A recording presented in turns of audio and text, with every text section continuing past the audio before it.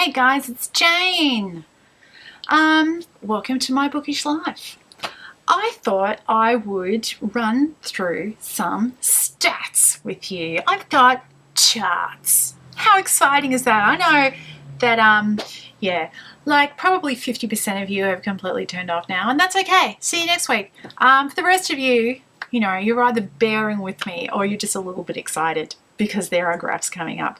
So, it's middle of March. It's actually the Ides of March, I believe, sometimes around now. So that's, you know, beware.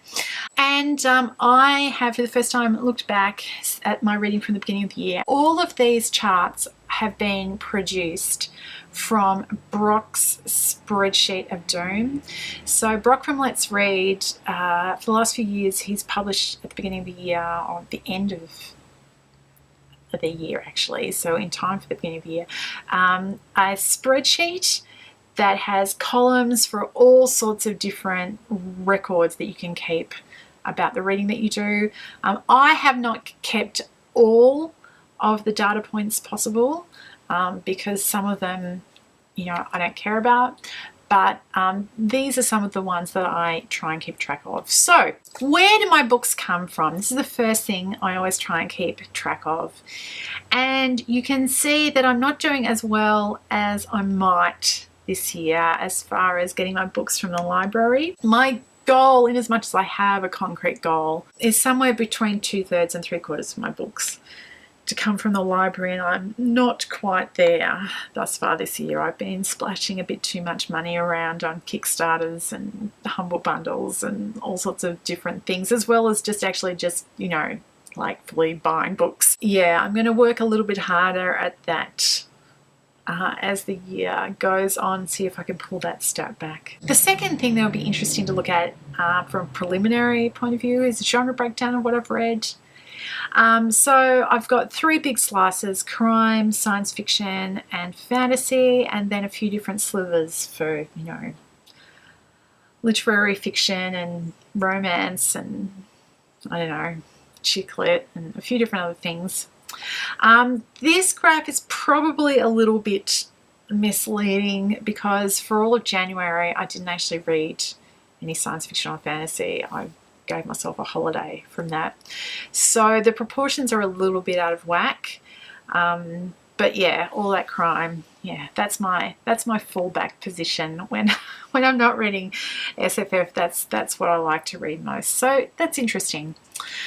Now, the main part of what I wanted to talk about today is my record keeping as far as diversity goes. Now, diversity in reading has been a bit of a catchphrase throughout the book-to-net over the last, I don't know, 3 to 5 years. It may be that it's actually become a bit passé now. I'm not sure. I'm probably not up to date with all this business, but I have been chewing over it and coming and going with how I am going to address it over the last couple of years, and I think I've actually finally come to a sort of firm, or at least, you know, a mid-term kind of solution for me. One of the things I haven't liked so much about the diverse reading kind of conversation is that at times it has teetered towards a bit holier than thou. Like,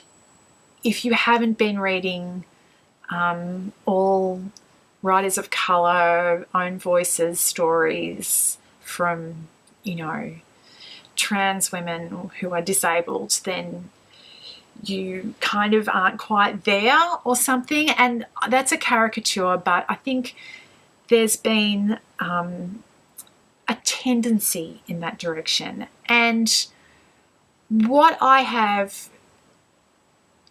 come up with for myself is that there are 3 particular axes of diverse reading which are principally important to me, and that they are the ones that I am going to pursue, because I think it's possible to just suck the joy out of reading if you have too many goals. That's how it works for me anyway. I like to keep my goals flexible, and I like to keep them, the list of them, short, so that I'm not like overstretching myself. But yes, so there are 3 axes on which I am actively seeking out diverse reads. So the first is sex. I make an effort to read women authors. I make an effort to read stories with female protagonists. Of all of the different sort of versions of diverse reading, this is the one that is the easiest to make an effort towards, and yet it still doesn't happen unless you work it, in my experience. So for example, when I'm choosing books in my library, when I'm not looking for a specific thing, I will choose a woman's name over and against a man's name.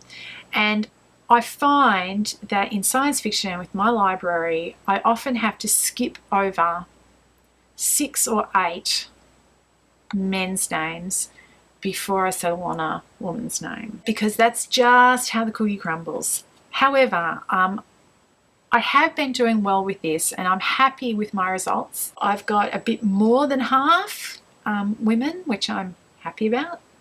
I also have a record of the sex of the protagonists in the stories, and again, I'm happy with that breakdown. So that's the first axis that I look at as far as diversity goes.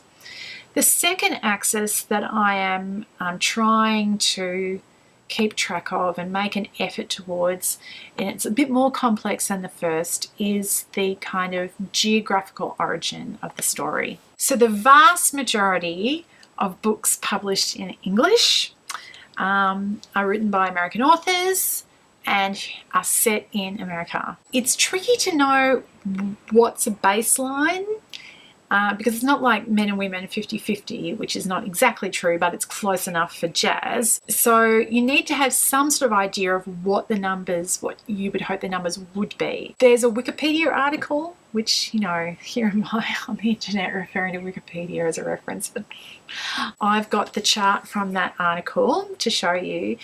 And they have a slice, 64% is from the number from my memory, I hope I'm not too far out, of English as a first language folk in the world from the US. So it's not surprising that the majority of stories come from there, but it's actually a lot more than 64% of books come out of America because, you know, the siloing effect and all that sort of stuff. This is how I have done. And so I'm not up to the 64% American yet. I think I'm about 70, as in, again, I'm not looking at the figures right now and I can't remember, but I've still got a little way to go working on that. I think it's important to be listening to stories from outside of, New York. Basically, for all that I know that there's some fabulous things that happen in New York. Listening to stuff that comes from outside of the US is important to me. The third axis that I have decided on for myself is that I am going to make a special effort to look at books that are written by Australian Aboriginal authors. It is something that really takes focus and determination because there's not a lot and it's not as widely available as many other types of literature. I've heard many people over the years talk about slavery as being the original sin of American settlement, but I'm not from the US, and in my personal circumstance, the societal original sin that I need to deal with is settlement in Australia and the dispossession of the traditional owners. So I feel I have a particular duty to be listening to the voices of these people. And there is no chart because the percentage is so small that, you know, it would be embarrassing to show. However, the good news is that in the last little while I have read 2 really great books by Aboriginal authors, and so I just want to take a little bit of time to talk to you about them.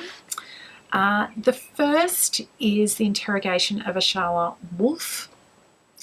This is the beginning of a series of YA post-apocalyptic stories. They're a couple of years old now, but I read the first one, Ashala Wolf, and it was a rip snorter. Not only is it written by an Aboriginal woman, Aboriginality is part of the storyline, but in a really imaginative way.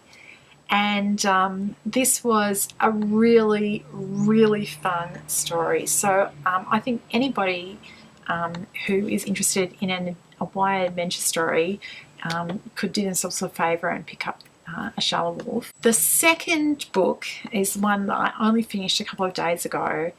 It's Terra Nullius by Claire G. Coleman.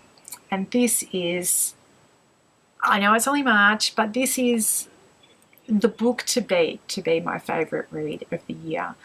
I'm in the process of compiling a full review, so I'm not going to spoil too much now. It's possible I may hold on to that video until later in the year, because this book is actually having it was published in Australia in August last year, but it's going to be released in America later in 2018. So it may be that I hold on to my review until this book is more widely available. I think it's probably the best science fiction story written by an Australian author that I've ever read. So I'm very excited. Aboriginality also plays a really interesting role in this work, and so I'm so psyched about finding a book that I can wholeheartedly recommend to people. If you are in Australia, Terra Nullius has also just been nominated for the Stella Prize for Fiction, which is a prize in Australia for female authors. So it should be in the bookshops, and you should definitely pick it up and have a look. That's what I have to talk about today. I'd love to hear you guys, how you think about diverse reading and what, if any, goals you set yourself. I hope you're all well, and I'll talk to you later. Bye.